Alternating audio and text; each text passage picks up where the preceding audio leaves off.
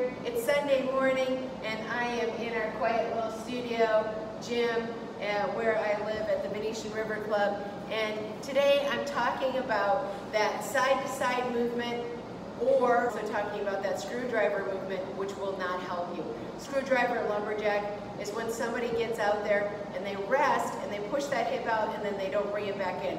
So look what happens when I take this hip and I don't bring it back in. I stay out here and just push, and I'm pushing, and I'm just pushing my hip. And when I just push that hip, it causes my body to do this and go down. When otherwise I want to go hip to hip, so the line goes side to side. So if there was a line from my hip to hip, I would go side to side to side, almost like a swing.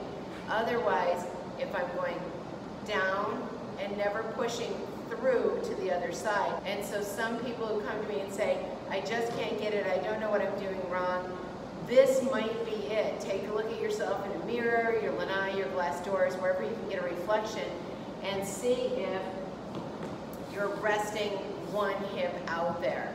And so I'm sharing kind of like hoop movement 101. And so again, it looks something like this. Side to side, you can see the hip. Just look at the hip movement. Okay, out, out, out, out, bam, bam, bam, bam, bam, bam, side to side. But then when I shift it, and I just become kind of like out on this hip and push it forward, and then twist, twist, twist. That twist, twist, twist, pushes the hoop right to the ground. So here's to your hooping. Good luck. I hope this tweaks it, improves it, and makes you feel successful, because nothing is more exciting to me than this hoop right here.